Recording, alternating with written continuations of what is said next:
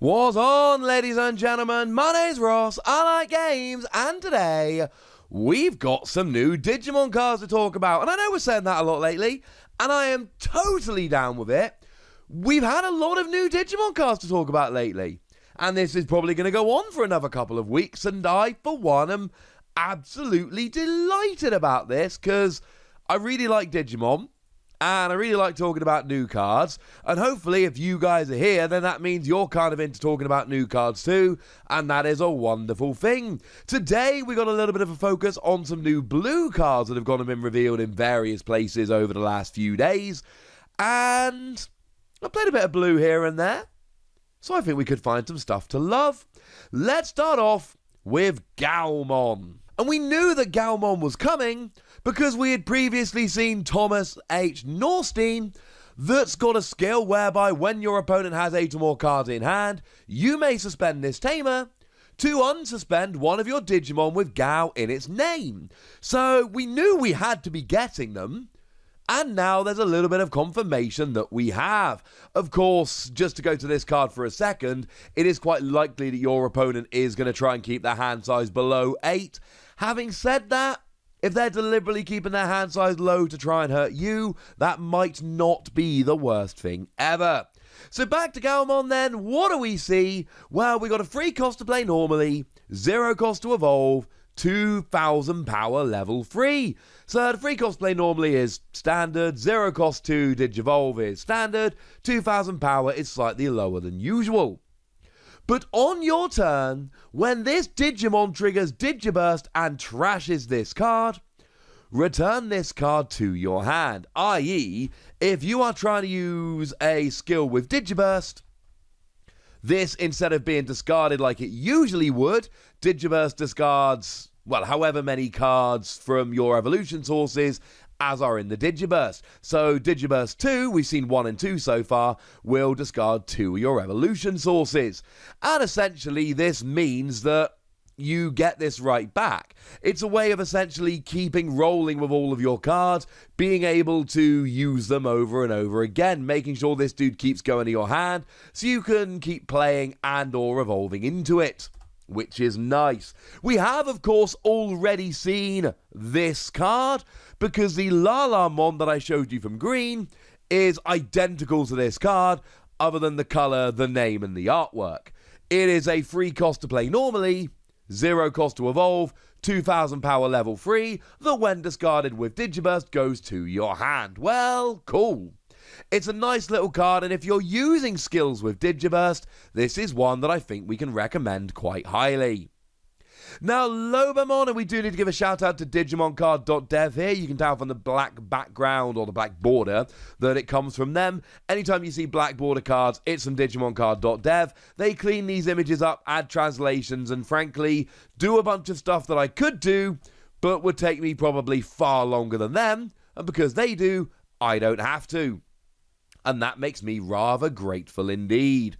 So what we've got from Lobomon here then, we've got a level 4 Digimon, 5 cost to play normally, 2 cost to evolve, 5,000 power. All fairly standard, honestly. That is about what we expect from a level 4. And we've got a skill whereby you can Digivolve this card from your hand from a blue tamer as if they were a level 3 Digimon. So it's one of those. It's a hybrid Digimon. And again, we've seen hybrid Digimon in other colours. We've seen both Agunimon and Vritramon in red. And you might notice that Agunimon sits side by side with this and is the same card. Again, other than colour, artwork and Digimon name, what you've got here is a 5 cost to play normally, 2 cost to Digivolve, 5,000 power. Lobomon here, we like. Kind of. It's really one of those that it depends on the deck you're going to be having a bit of a play around with. If you want to be playing a bunch of tamers, this is awesome, but a lot of blue decks don't play many tamers, so you might not want to. Having said that, there are going to be other cards that give advantages to hybrid Digimon. So essentially, if you're playing lots of tamers, this is a great advantage. If you are playing a deck that takes advantage of hybrid Digimon, this fits in nicely. If you're not playing either of those, what you have here is a Digimon that isn't really that cheap or that powerful and doesn't really give us a reason to play it. Of course, Ritramon is a slightly more expensive but way more powerful version. It's got an extra 1,000 power and gets an extra 3,000 on your turn. So I rather suspect that there is going to be a better hybrid Digimon in blue. Like, for instance, Garummon. That does, of course, have the same stats as Ritramon here. 6 cost to play normally, 3 cost to Digivolve, 6,000 power. So it's kind of expensive, especially the 3 cost to Digivolve. We expect level 4s to be a 2 cost to evolve. That is what we see from the vast majority of them. So having a 3 here is actually genuinely, genuinely quite expensive. And it's a hybrid Digimon, so you've got that skill whereby you can Digivolve into it from a blue tamer, which is nice. And when you attack, you return one of your opponent's level 3 Digimon to its owner's hand, trashing any level 2 that might be hanging around as a Digivolution source. Nice! So, I don't like it as much as I like Ritramon, I'll be honest with you. I like having a 9,000 power level 4, that seems kind of fun to me. But especially if you're against, say, Rookie Rush, where they're playing lots of little level 3 Digimon, taking them off the field so they've got to replay them, but then they can't attack the turn they play them, that's kind of cool. And certainly if your opponent is struggling to get rolling and start evolving up, if they've played a level 3 but they're struggling to find the rest of them, then play this to get rid of that level 3, etc. I don't like it as much as I like Ritramon, I'll be honest with you. But I do think it's a fun little card. It is expensive, but you can Digivolve it from a tamer, and it can get rid of your opponent's level 3s, so there are definitely things to love. Hey, how about Beowolfmon? Now here we got a level 5 Digimon, 7 cost to play normally, about right. 3 cost to Digivolve, that's what we see from the vast majority of them. 7,000 power, not bad. We see a bunch of 8 cost to play normally, 7,000 power. So this is slightly cheaper to play normally given its power. But it's got jamming, which is to say you will not be deleted in battles with security Digimon. When you attack the security always gets discarded regardless, but if the security card is a Digimon with power equal to or greater than your own, you will be deleted as well, and that's a little bit sad. So essentially here, it's just a way of making sure that that doesn't happen, and that makes us happy. Oh, also, while this Digimon has a hybrid form or blue tamer Digivolution card, it cannot be attacked on your opponent's turn. Which kind of makes it invincible. Because jamming means you're not going to be destroyed by or deleted by security Digimon. And if you've either Digivolved from a hybrid Digimon or a tamer, although if you've Digivolved from a tamer, you must also have Digivolved from a hybrid Digimon, because that's the only way you get from a tamer up to into Digimon, then you can't be attacked. So, I mean, you can still be gotten rid of, but we're basically talking skills and option cards. Something like Gaia Force will still get you. Whoop. But outside of that, there's very, very little that will, and that is awesome. You're not fully invincible because there are skills that can lower your power, etc. But when it comes to attacking and being attacked, you're basically invincible. Yes, I know if you choose to attack a Digimon with the same power or greater than you, you'll be deleted. But don't. There we go. This one is cool. I like Beowolfmon. And then we can finish off with another level 5, Gaomon. I think that's right, Gaomon. And what we see here is an 8 cost to play normally, which is a bit more expensive. 3 cost to Digivolve, which is standard, 7,000 power. But again, we see this on a load of level 5s. And we've got Digiburst 2. You may discard 2 Digivolution sources.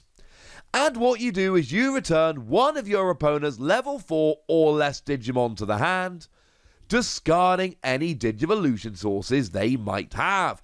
So it's kind of like a bigger version of Garummon, which is quite nice. Now, you do have to discard 2 Digivolution sources. What's kind of cool here is that being a level 5, if you've Digivolved all the way up, 2, 3, 4, 5, you will actually have 1 Digivolution source you can keep, hopefully with an inheritable skill, or you can Digivolve just 3, 4, 5, and then you can use a Digiburst despite the fact that you haven't actually had to use a level 2.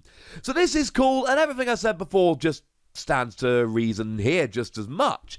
You're getting rid of a level 4, so you're not getting the big bad boys off the field, but against decks playing weaker Digimon, or if it's early game, or if your opponent's struggling to Digivolve, whatever, then you can start taking out some lower Digimon off the field. It's going to depend very much on the matchup and the board state. There will be some games where you get very little value out of this skill at all, but there are going to be other games where this skill just completely wrecks what your opponent is trying to do, or buys you a turn by taking out one of their attackers, so they're 1 attack short of winning the game, etc., where this is absolutely going to earn the effort you're putting in to get it out. Oh, and there's an inheritable skill here as well. It is a rare Digimon that has both an inheritable and a non-inheritable skill.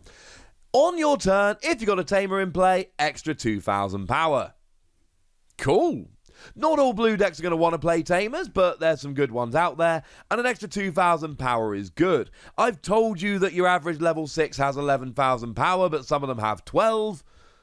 You get a few that are outside of that, but let's not go crazy. So if you turn an 11,000 power into a 13,000 power, it's going to essentially break the ties. So you can use your level 6 to take out your opponent's level 6, or you can attack the security knowing that if a Digimon comes out that is a level 6, you're going to survive, etc. It is a cool little skill to have, and I, for one, am rather happy with it. But now, ladies and gentlemen, I want to hear from you guys. I want to know what you think about this. I want to know which of these cards look good to you. So let me know in the comment section. Go nuts. Be nice. And then make sure you like this video, subscribe to this channel, follow me on Twitter at TheWasi. That's where we talk Digimon and a bunch of other card games. And please do consider checking out patreon.com/PTCG Radio, where you can support the channel, get some bonus podcasts and all kinds of fun things. But by far the most important thing, as always, look after yourselves till next time, would ya? Thank you very much for watching. My name's Ross, and you've been watching Wasi Plays.